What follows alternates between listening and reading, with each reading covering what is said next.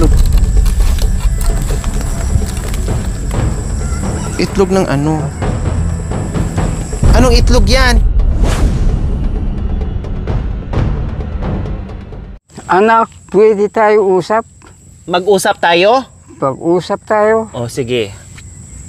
Bakit tiri, mga anak? Bakit tumira si Nanay Tere at mga anak mo dito? O, sige, usap tayo. So, ayan po mga kabayan, no, ay tanong na nga ni Tatay Romy sa atin. Dahil nung unang video natin, na sinagot niya sa atin kung bakit siya ay lumalayo or nagiging mailap siya. No, hindi siya makapag-stay sa bahay niya. Hindi siya tulad dati na diyan siya matutulog sa terrace niya, diyan na siya nakahiga sa loob ng bahay niya. Ngayon, naghahanap siya ng pwesto sa mga puno ng kahoy para uupo or hihiga. So ngayon, yung tanong niya mga kabayan ay mag-usap daw kami tungkol kay Nanay Tere at sa mga anak niya. Bakit dito nakatira sa kanya? Okay, sige.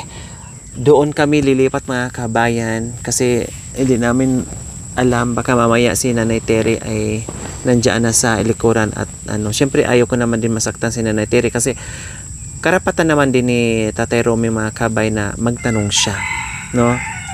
Dahil si Tatay Romy nanibago, dating walang kasama, dating mag-isa in everything. Kumbaga kahit anong gawin niya ay malaya, kahit anong gawin niya ay walang mangialam, no, walang magsasabi in everything. Kumbaga tumanda na siya ng ilang dekada po dito mga kabayan na nasanay siya mag-isa. May mga tao talaga mga kabayan na kapag sanay mag-isa, alibadbaran o ayaw na merong kasamang maingay, ayaw may kasamang anak, ayaw may kasamang apo in everything. Hanggat kaya nilang kumilos mag-isa, mas gustuhin pa nila mga kabayan na manirahan mag-isa mga kabayan. May mga ganyan. May mga iba naman din mga kabayan na gusto nila may kasama para masaya, no? Matanggal yung stress ng mga kabayan, nakasama ang mga apo, kasama ang mga ganyan, mga anak. Meron din ganyan mga kabayan. Yun nga, ay sabi ko nga, depende sa sitwasyon, no, yung mga bagay-bagay po mga kabayan, no, minsan may gusto, minsan ayaw mo, minsan gusto mo. Kaya karapatan din ni Tatay Romy na magtanong sa atin na gusto niya akong kausapin. Okay, sige, lilipat po kami ng ibang pwesto mga kabayan kasi si Nanay Tere kanina nakita nyo naman ay sumusunod at dumudungaw sa amin. Okay, sige.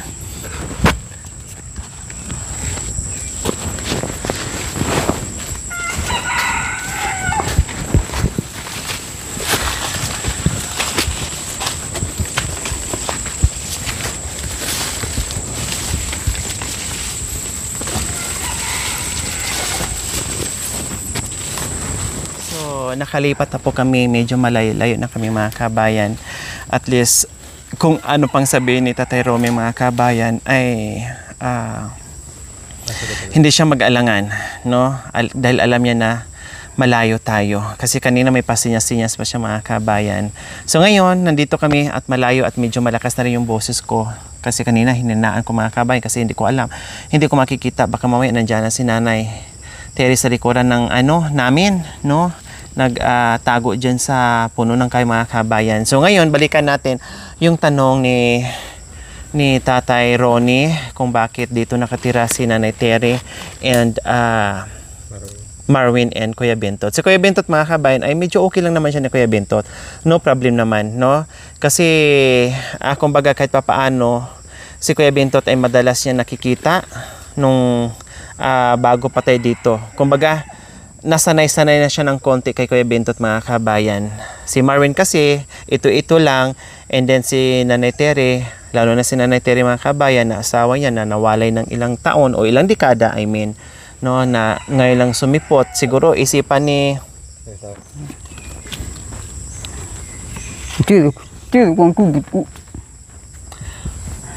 Si Marwin, wala hawa. Single. Wala anak, wala bahay. Wala matulugan. Kaya punta siya sa bahay mo. Oh, panyakang bahay. Okay lang sa'yo, dyan tira. Ha? Okay lang sa kanya na dyan tira. Nanay Terry,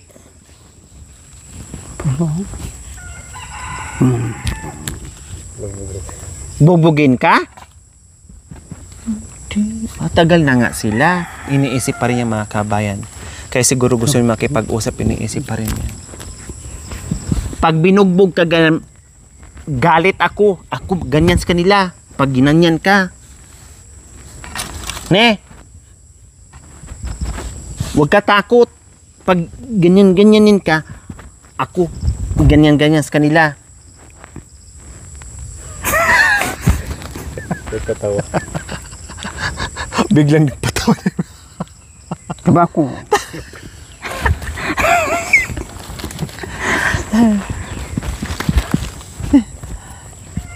Okay lang sa'yo. Labay mo ba na si Nanay Tere dyan titira sa'yo? Ha? Labay? Nanay Tere dyan titira? Anak niya ba yun? Ha? Anak niya ba yun? Anak niyo si Kuya Marwin, dalawa. Diyan matutulog, okay lang sa'yo? Ha? Okay lang? Dalawa kayo tabi. Lalaki. Ikaw, Nanay Tere, tabi. Lalaki. Tatlong lalaki. Marami siya. Nanay Terry, tabi kayong dalawa. Marami siya ginanon. Sino? Nanay Terry? Ginanyan? Pinutulan.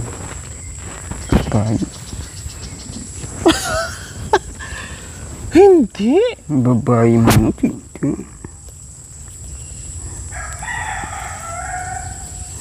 Baka mamaya mga kabayan, no? Akin lang to, no? Yeah, Baka mamaya po mga kabayan, noon-noon. Mamatay lalaki. Ha? Hindi ko bi mamatay lalaki. Pinapatay lalaki? Ano? Baka yung inisip ni Tatay Ronnie mga kabayan ba? Yung bang, hindi natin alam, no? Baka ang inisip ni Tatay Ronnie talagang tumatak sa isipan yung mga kabayan na hindi talaga naghiwalay yung pangalawang asawa ni Nanay Terry and yun talaga, kahit anong gawin mo sa kanya. Pero okay naman sa kanya, no? Okay naman sa kanya na dyan si Marwin, tinanong niya kanina, baka mamaya may asawa si Marwin, may anak, may bahay doon. Baka ang akala niya magbakasyon lang si, temporary lang dyan, nagbakasyon si Kuya Marwin. So ngayon sinabi ko na sa kanya na si Marwin, binata, walang asawa, walang anak, walang bahay na matutulugan, no? And si Nanay Terry naman, tinanong ko rin sa kanya na kung gusto niya na dyan tutuloy o titira si Nanay Terry, umuki naman siya mga kabayan. Ay, yung tanong niyo po kanina tungkol kay Marwin, kay Bintot, or sa mga anak mo or sa asawa mo, si Nanay Terry kasi nagkasakit, sakit ang ulo, ubo, tapos sipon, may sakit. Dinala ko po sa inyo para may mag-asikaso, panulo, para magpainom ng gamot or panulo. Kasi nandiyan si Marwin, anak mo, na may cellphone, mag-alarm para inom ng panulo, tapos pagkain. Kasi doon, hindi maasikaso kasi busy ang mga tao doon, nasa kabundukan. Kaya dinala ko muna dyan si Nanay Terry. Ay, nakalimutan ko pala. Ngayon ko lang naalala, sa sobrang busy ko na. Pasensya pala, hindi na ako nagpaalam sa'yo kung pwedeng pangsamantala natitira dyan si Nanay Terry. Sorry ha? Sorry, hindi ko naisip. Ngayon ko lang na-realize sa sobrang busy, sa daming iniisip, na hindi pala ako sa'yo nagpaalam na bitbitin ko dyan si Nanay Terry. Kay Nanay Terry lang pala ako nagsabi na, Nanay Terry, gusto mo bang tumira doon kay Tatay Romy for a while habang nagagamot ka? Pumayag. Pero sa'yo pala, nakalimutan ko. Pasensya na. Ne, sorry na, ne. Ha? Oh, hindi ko nasabi sa iyo o hindi ko muna pinaalam sa iyo kung pwede ba magpagaling diyan si Nanay Terry. Pero okay lang naman sa iyo na pumunta or okay lang naman sa iyo na nandiyan na si Nanay Terry natutulog. Ganyan, okay lang sa iyo. Wala problem? No, wala problem. No? Kailang hindi ka nagtatabi. Ayaw. Kanyan. Ayaw? Okay lang mangan sila lahat dyan ha. Wala problema. Abyas. Ako bigay, abyas, mangan. Lahat. Baka kasi ang inisip mo, kaya nagtatanong ka, ay maliit ang ang bahay, maliit ang maliit ang taniman mo, baka problemahin mo yung bigas. Wag problema bigas ni. Ha? Ako bigay bigas, pagkain mo, pagkain Nanay Terry, pagkain Marwin, pagkain Bintot. Ne, wag mo na problemahin yung pagkain nyo. Habang may pagkain tayo, magtatanim pa rin tayo diyan ng mga halaman natin, magtatanim pa rin tayo diyan para meron tayong pangbili ng ulam-ulam or pangbili ng kung ano-ano. Tapos may laman din ang wallet nyo na magkakapera kayo, benta natin sa bayan. Makanyan, ha? Tapos yung bigas, huwag nang problemahin kung sa abot ng aking makakaya. Kaya habang marami pa tayong bigas, magsipag muna tayo ng magsipag ngayon, maglinis sa taniman, magtanim sa taniman natin para, sabi mo kanina, para merong pagkain, para hindi magutom. So ayan po mga kabayan, nasigwi na naman ang usapan namin ni Tatay Romy kasi si Nanay Terry ay nandoon na naman sa itaas. O, pakita mo nga sa camera. Ayun o. Ayun o. Oh, hi Nanay Terry! Kumusta? Kumusta? Wow! Mabuti. Talagang mabuti pero wag kumilos muna, magpagod ne. So ayan si hindi nga ako nagkamali mga kabayan, di ba? So ayan, so siguro inisip ni Tatay Ronnie mga kabayan na ganyan, no?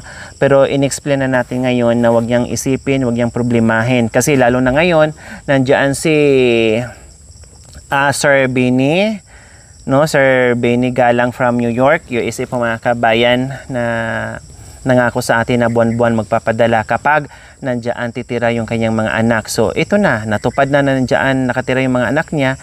Then tinupad din ni Sir Benny yung kanyang pangako na magbigay isang kaban buwan-buwan. So ito yung mga kabayan at naibigay na natin noong nakaraan.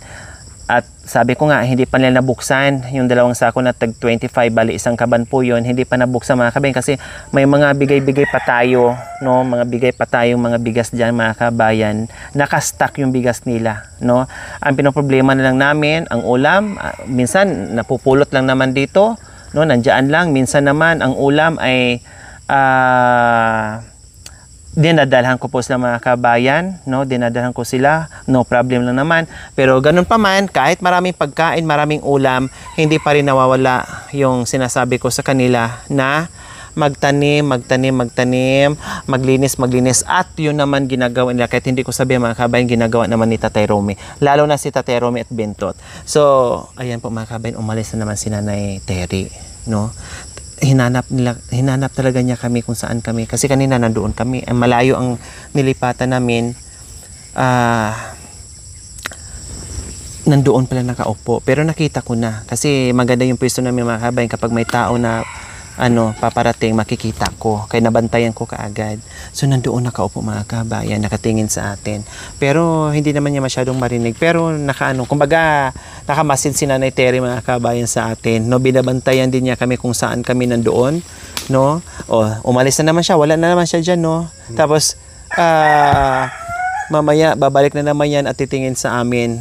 Bantay kayo, baka may nangyari sa'yo. Baka kasi mamaya mga kabayan nakabantay sa amin mga kabayan kung anong inisip. Saan na dinala yung ahawa ko? bakit? Pinuntahan tapos hindi nakabalik. Saan sila pumunta? Yan siguro inisip yung mga kabayan. O ano bang chismis ang nagaganap?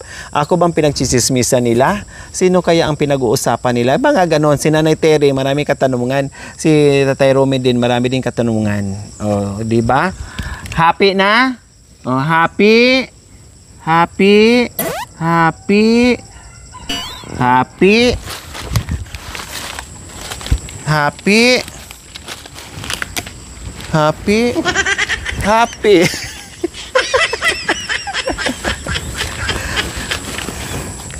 Appear tayo, sumakit ang ulo ko, sumakit ang bewang ko, sikbam, sikbam, sikbam. Spaghetting pababa, pababa ng pababa, spaghetting pataas, pataas. Pataas ng pataas. Malungkot na. May ahawa ka naman. Malungkot, Nanay Terry. Buktutin mo, Nanay Terry. Puto, bunso, Nanay Terry. Ikaw. Buntisan mo ha, para akin na lang yung anak niyo ha. Ne. Nanay Terry, buktutin mo. Hingiin ko anak. Akin na lang yung anak. Buktutin mo, Nanay Terry. Buntis, Nanay Terry. Ikaw anak, doon ha. Tapos akin na lang bibi na eh. Ikaw na Ewan. lang dyan. Hindi nga makahawak-hawak ng kamay mga kabayan. Iwan ko ba? Bakit allergy sila sa isa't isa mga kabayan? Hindi ko alam. No? Okay, sige. So ayan po mga kabayan. At least medyo nakahinga ako ng konti dahil nagsabi na rin si tatay sa akin at alam ko na ipaliwanag ko na sa kanya, no? At nandito pa rin tayo na hindi magsasawang magpaliwanag sa kanya, ipaintindi yung mga bagay-bagay kung bakit, at ganun din si Nanay Terry po mga kabayan, or pati si Kuya Bentot and Marvin. Kailangan nanibago sila, strangers sila sa isa't isa ngayon mga kabayan. Kumbaga yung mga ugali nila ay hindi pa sila sanay, no? Si Kuya Bentot may ugali, si Kuya Marvin may ugali, si Tatay Ronnie may ugali, si Nanay Terry may ugali.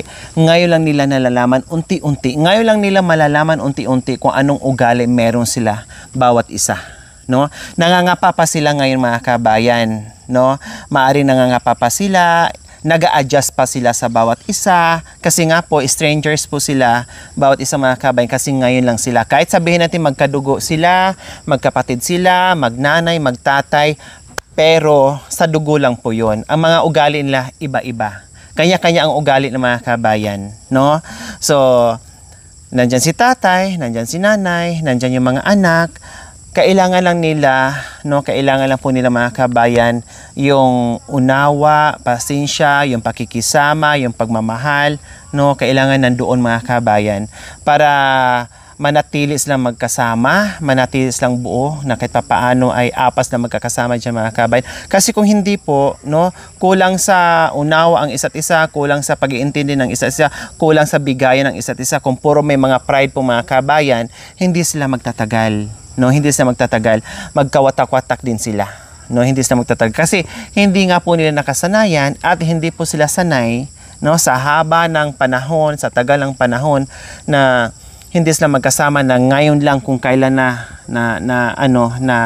tumanda at lumaki yung mga anak ni Nanay Terry and Tatay Romy, ngayon lang sila nagkasama. Kaya medyo mahirap yung mga kabayan.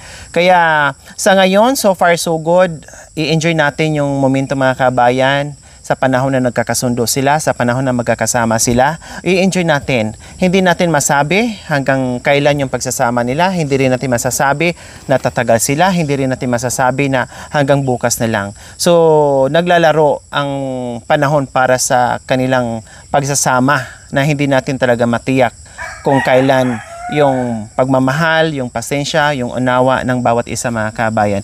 Basta ngayon, i-enjoy lang natin lahat na kahit papaano ay may magandang sinyalis po sa pamilyang ito na nagkasama sila. Although medyo mailap yung dalawa, no problem.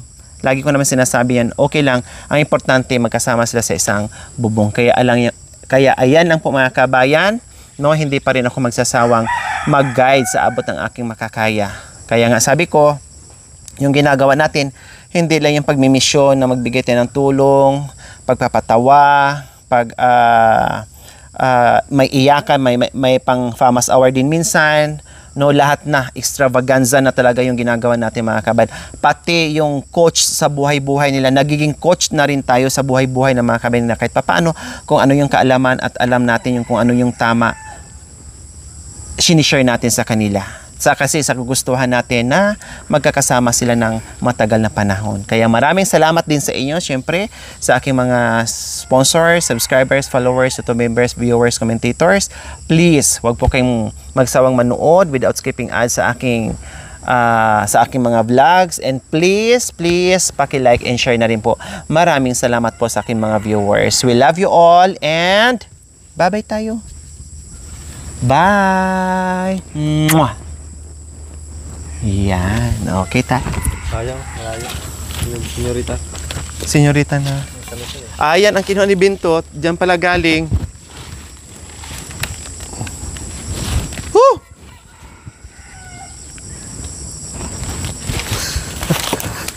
Ha? Itlog. Itlog ng ano? Anong itlog yan? Toko. Akala ko kung ano na tuko pala. Ano? Paano? Toko. Itlog ng tuko. Bakit kinuha mo? Lagyan mo lang dyan.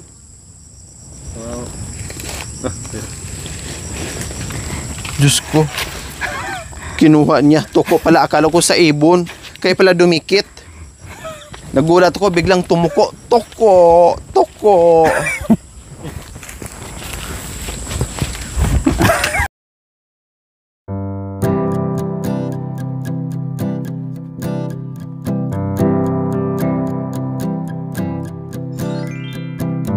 Thank you for watching. Don't forget to like, share, and subscribe.